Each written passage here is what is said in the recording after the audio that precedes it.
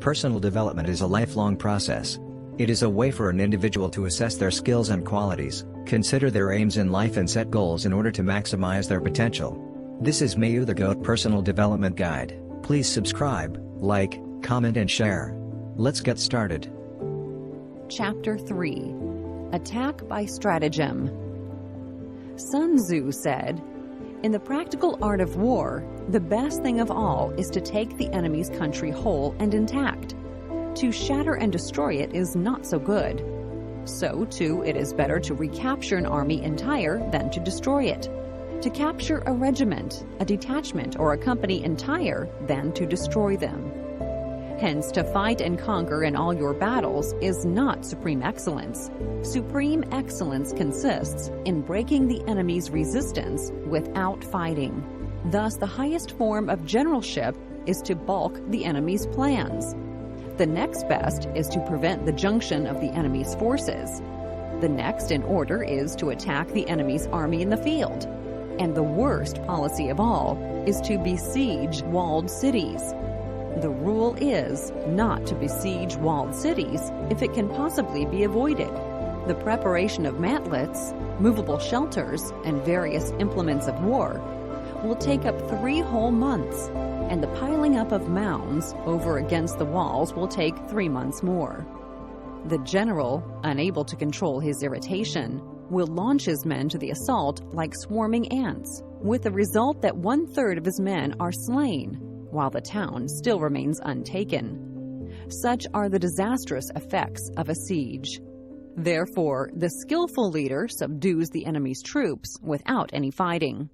He captures their cities without laying siege to them. He overthrows their kingdom without lengthy operations in the field. With his forces intact, he will dispute the mastery of the empire, and thus, without losing a man, his triumph will be complete. This is the method of attacking by stratagem. It is the rule in war, if our forces are 10 to the enemy's 1, to surround him; if 5 to 1, to attack him; if twice as numerous, to divide our army into 2. If equally matched, we can offer battle. If slightly inferior in numbers, we can avoid the enemy.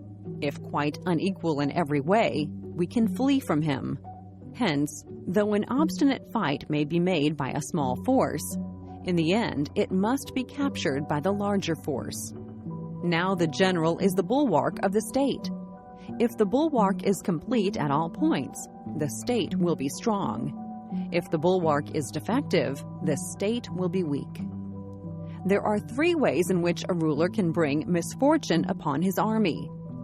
By commanding the army to advance or to retreat, being ignorant of the fact that it cannot obey.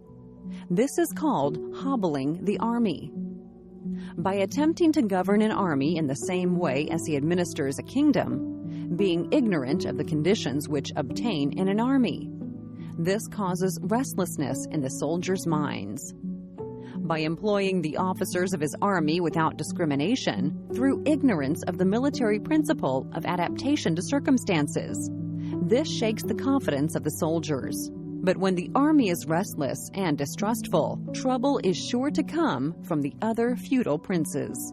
This is simply bringing anarchy into the army and flinging victory away. Thus we may know that there are 5 essentials for victory. 1. He will win who knows when to fight and when not to fight. 2. He will win who knows how to handle both superior and inferior forces. 3. He will win whose army is animated by the same spirit throughout all its ranks. 4. He will win who, prepared himself, waits to take the enemy unprepared. 5. He will win who has military capacity and is not interfered with by the sovereign. 18. Hence the saying, "If you know the enemy and know yourself, you need not fear the result of 100 battles.